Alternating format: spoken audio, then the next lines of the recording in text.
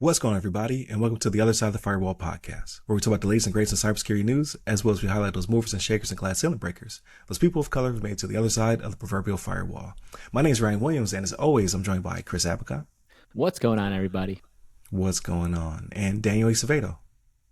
How's it going, guys? What is up? So you guys did an amazing job in my absence. So great podcasting. I really enjoyed it, listening as a listener, right? As opposed to critiquing myself and all that other good stuff. So it's nice. I might take some more breaks. And it felt like for the first time, it felt like I had more, like, you guys are always on the team, but I do all the production and what have you. Like not having to host and produce. I was like, this kind of nice. Like if I could outsource most of this, where I just show up, mic's hot, I just say my thing and I roll out like Joe Rogan, that'd be great. Yeah. But please like, share, subscribe. Speaking of Joe Rogan, we are just about to hit 500 subs, so I'm pushing for 1,000 now. We want to hit 1,000 by the end of the year, because that gives us perks and things of that nature on YouTube to produce more content, and also to start getting paid from these ads they're putting on my stuff. Because we don't get any of that till you hit I think it's 3,000 or 4,000 watch hours and 1,000 subs. You have to hit both within 365 days. Every 366 day, you lose that. So you have to keep it up. It's a rat race. So you can't rest on your laurels, basically. So I need you guys to subscribe, leave us content, feedback, rating, things of that nature, right?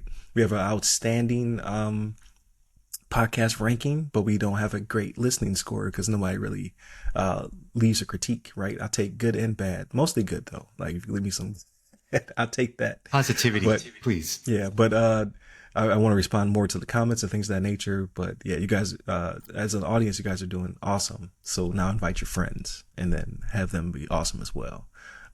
But with all that being said, so Monday, Tuesday are topics, Wednesday discussion, Thursdays Ask a CISSP. I just had two really, like all of them are great, but if you look at last week's newsletter, you'll see I had a impromptu one with Elizabeth Stevens from DBS Cyber when we talked about CrowdStrike as it was happening that day. I have one with Miguel Clark, friend of the podcast. He's been on before. Miguel is a cybersecurity evangelist and retired FBI supervisory special agent who is now a GRC evangelist for Armor. So check that one out. And I have a good one coming up, great one coming up in the next couple of weeks. So definitely tune in for that. And then Fridays, we talk about everything else. So movies, books, games, pop culture, all that good stuff. So without further ado, let's talk about today's article for our discussion. Scrolling. It is coming from Bleeping Computer. I've been tagging him a lot this week.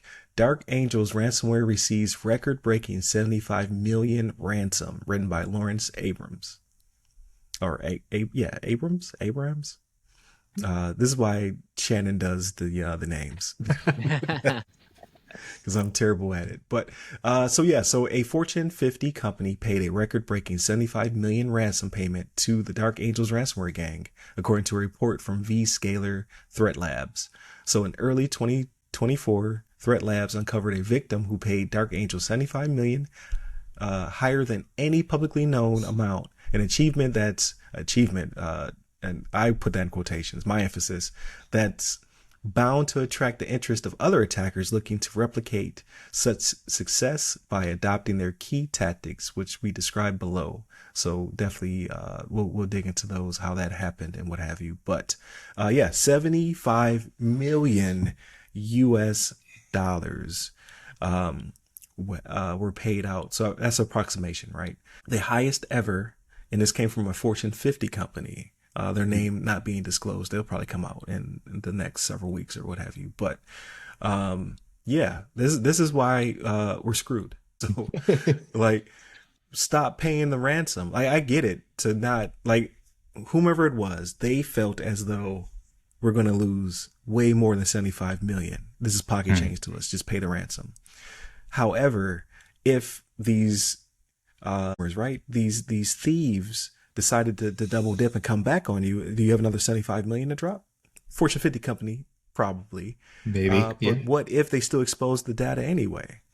Mm-hmm. So that you would have spent upwards of 75 million, 150 million, so on and so forth, and you still didn't get the keys to the kingdom. You can't trust the bad guys. Like that always blows my mind. And for a company to pay out such a high amount of money, they're back on the list. Their friends are back on the list, and this company is not going to rest on their laurels. This company in quotation marks, right? The Dark Angels, this ransomware gang cabal is not going to rest on their laurels. They're going to try it again to someone else, because that is a humongous payday.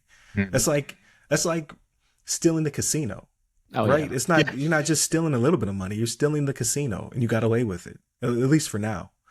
But I give it to you, Chris. What are your thoughts? I mean, first thing I thought was, I think Zscaler's Threat Labs with the Z at the end, cool name. That's the first thing I thought. Right.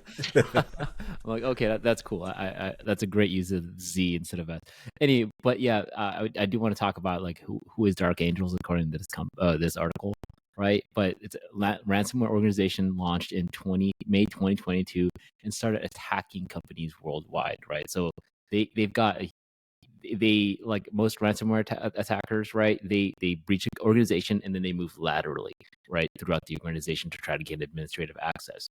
But according to this article, what's interesting about them is that they don't like to spray and pray, right? And for companies, what they do is they target only a few high value companies in hopes of massive payouts, right? And so in this case, they were extremely successful. But akin, harking back to our previous, podcast, right? They talk about certain Linux encryptors, and they do specifically call it VMware ESXi, where Dark Angels was able to encrypt the company's VMware ESXi servers, right? So I wonder how they got into that, right? So it's very interesting how all these all the things that we talk about, there's real world implications to the issues and vulnerabilities within these massive vendors, right? Really talk to your, like I keep saying this, talk to your security team, keep everybody involved, keep everybody on the operational and security end involved in your business continuity and security, program management overall. But like they were saying, a huge company, I mean, rather they're targeting huge companies and they're extorting these specific victims if a leak or ransom isn't paid. But they also operate a website called Dunghill Leaks that is used to extort its victims. But they have a really interesting about us, and I quote: we are an international team of technical specialists conducting research in the field of information security. We are not interested in politics. That is why we do not cooperate with governments and law enforcement agencies. So that kind of makes sense from that standpoint. When if they do get a leak and they do get access with somebody, the company is going to work with the FBI or a big agency to try to negotiate these things. But if they have it in their methodology that they're not going to talk to these people, they're just going to want the money, or it's obviously a very dangerous and very, very advanced group. They say, in quote, their main goal is to make the world more secure, and security costs time and money. So it's kind of interesting. They think they're doing the right thing, right? Again, They're good guys. The thing is, like, they're in power. They're Robin Hoods, right? Yeah, I was gonna say Robin Hood. They're Robin Hoods. Yeah. Right? They think that they're doing the right thing. But at the end of the day, they're getting a huge payout, right? So it's very, whatever means of whatever semblance of charity or altruism they have is really hypocritical from that standpoint when you're costing another organization so much money. But yeah, those are my quick thoughts. Daniel, what do you think? Oh man, what a week for ESXi. Yeah. it's a rough one, man. They're just getting jabbed and hooked all over the place. Oh yeah. And Ryan, you're the producer. When you talk about the 75 million, you got to play something in the background, like big ball-in or some violin playing. Something about money.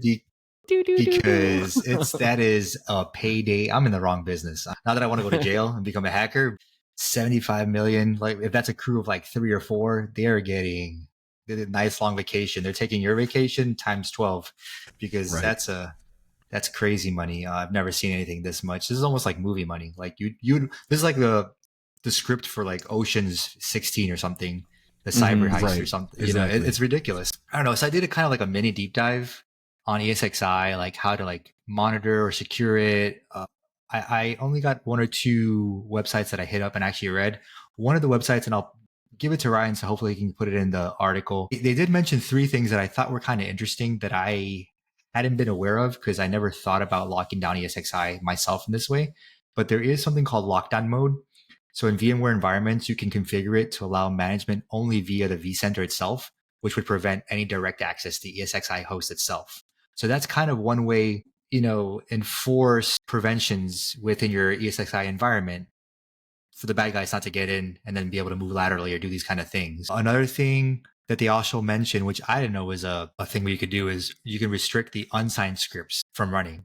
Disabling that will prevent unsigned scripts to execute on the ESX hosts to prevent malicious executables such as encryptors from running on the host themselves. Essentially, if this was enabled in that environment, then they wouldn't have been able to encrypt the environment.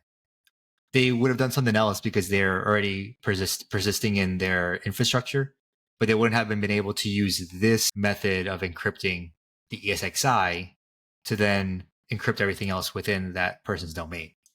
And the last thing they talk about, which is not the most cost efficient, is to segregate host continuing sensitive systems. So pretty much segregate the domain controllers from the ESXis. So that way, if they encrypt one, then they don't get to encrypt your whole other environment that sits on it. But that's a little bit more costly. And there's still going to be some dependencies regardless on networking wise, but it's a good recommendation. Now, the crazy thing about this though is that Dark Angels talks about that they use the encryptors and the solutions for this attack from a leaked source code from the book Ransomware. So I clicked that article, and essentially the person that created this ransomware attack, he disclosed all this, how to do it, because he got cancer or was getting cancer. So he just wanted to release how he would exploit and what he was doing to the interweb. And then Dark Angels saw that and grabbed what they were using for Windows and ESXi. It literally has three folders. It was like a network attached storage folder, Windows, and ESXi. And then within those had scripts and things to use for whatever you wanted to use nefariously.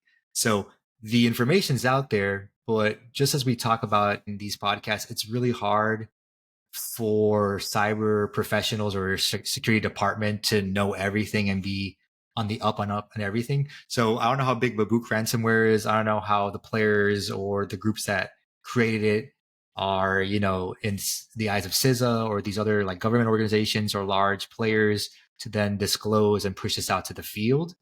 But that's how they were able to use these exploits to then attack this time.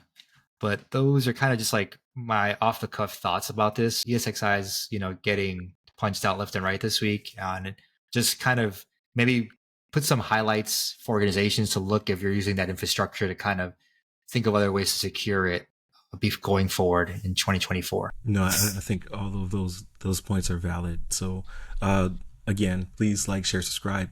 We're about to jump over the 500 mark, so we're trying to hit 1,000 by the end of the year on YouTube. Please continue to listen to us wherever you're listening to us, or watch us wherever you're watching us. But if you can just go to YouTube and throw us a sub, that'd be great. And then you can see our faces, our beautiful faces, right? Every week for at least 4 episodes, if not 5. Hit us up all the websites that go by our name: The Other Side of the Firewall, The Other Side of the FW, or Ask a CISSP, and all of our content, at least 4 episodes, if not 5 every week. So we generate a lot of stuff. It turns into articles. Those articles get rolled up into a newsletter we drop every Friday. I say that we just caught up. I was 3 weeks behind. So it's going forward every Friday where we roll everything up, plus additional content, right? So a little slice of life that we have behind the scenes type stuff in there as well. So check out all the above. We're generating a lot of stuff. But if I may, I want to vent a little bit about this article. Not only the portion about don't pay the ransomers, even if you have it. How to say you tell people not to pay it because they'll come back. This company probably had it. They probably this will probably go into their earnings report or whatever as miscellaneous or pocket change, right? Depending on what type of company it was, especially if it was one of those $1 trillion companies. 75 million is nothing. 0.00075 or something. Right. Yeah. Right. But now you've enticed them to go after other companies, and you've enticed copycats, like people who want also to get a piece of this, right? Or to break the record. Like as if this is the highest recorded or non-disclosed in this case, someone wants to be that 80 million, 85 million, 100 million, Yeah. because now they're off to the races.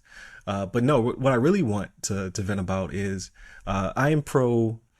I'm pro certification. I'm pro education.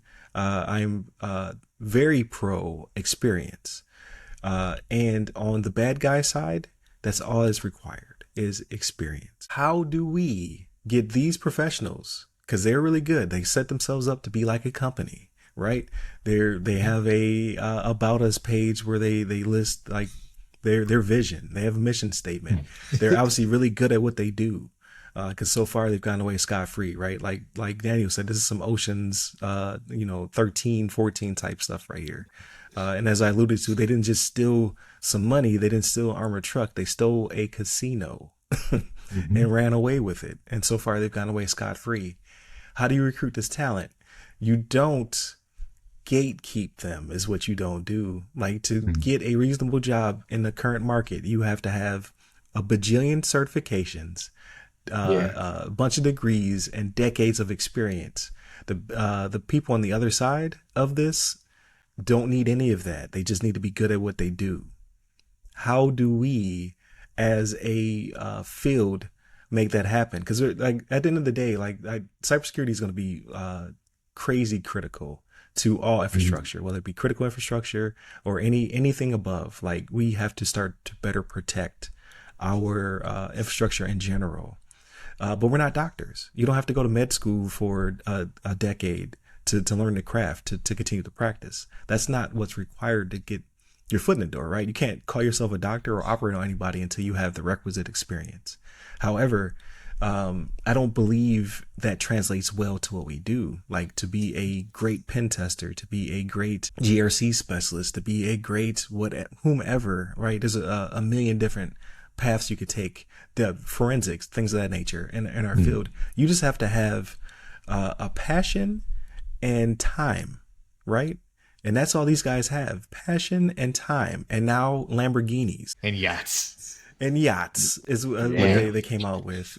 I just feel as though we're gatekeeping so hard that we're not getting this type of talent on our side. And if we are, it's not enough of it, obviously. Like we might have we might have mere copies of these people working for a different Fortune 50 company, but that's one company out of millions of companies. We need more people in our field, and we have to stop gatekeeping. Like that, I think that's what's really hurting us, because they're going to the other side making crazy money.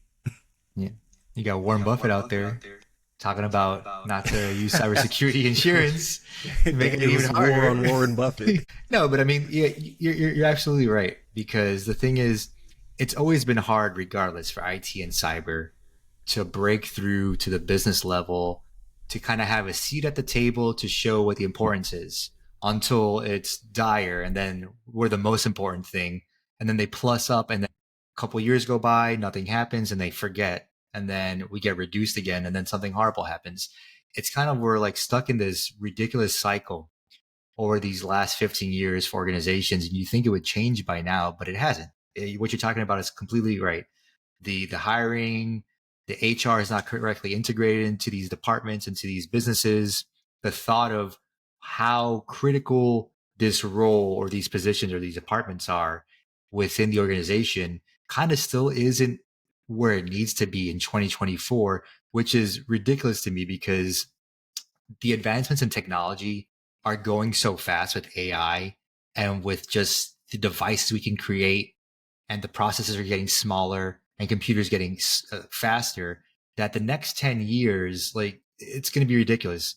It's going to kind of be like what we experienced when the internet and the computers reached scale of being in everybody's households, and how just the e-bubble and all this craziness happened. The next 10 years, we're going to live through things that we won't even understand what's going on while we're living them. And it's going to set the platform, the landscape for the next generation. And it's still really hard to get proper funding, proper department, enough people in these critical, cyber and IT places. So I don't know.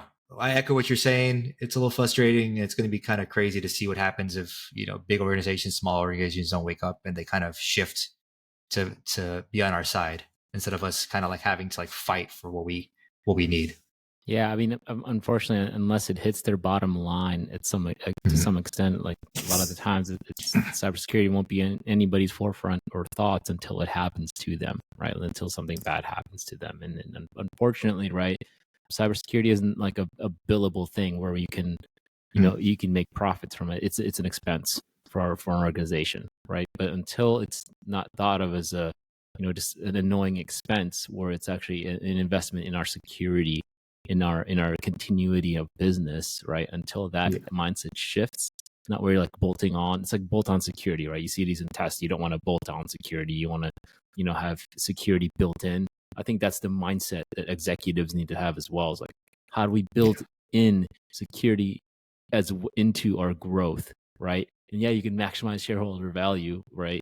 But you need to be able to protect the shareholders, dividend payouts as well. You don't want to pay out those dividends to ransomware organizations. So think about it from that perspective as well. What's the risk?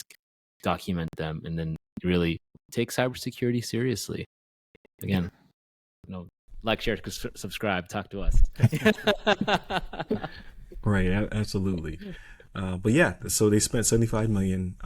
The payment was $75 million. How much did they have to spend on plussing up the team after that? For the search. If they even did it, it's a Fortune 50 company. They might just be like, hey, this is kind of just like a sunk loss and we just pay it and then that's it. They might not even increase anything. That's kind of, that's the frustrating part.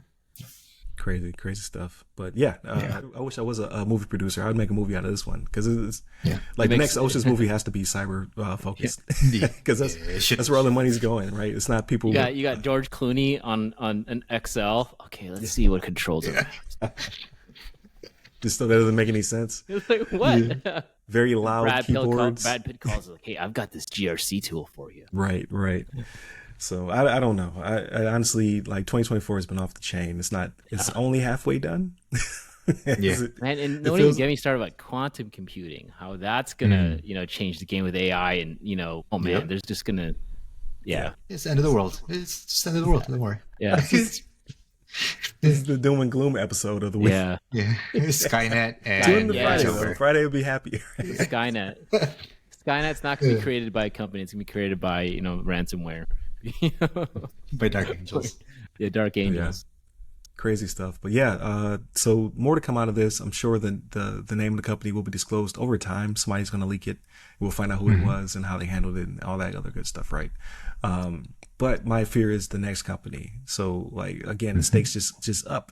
You know what I mean? Like, okay, now the bar is 75 mil. How can we surpass that? So hopefully that does not happen anytime in the near future, but 2025 is right around the corner. So we'll see what that looks like. Definitely continue to tune in throughout the week. Again, Monday and Tuesday are topics. Wednesday, discussion.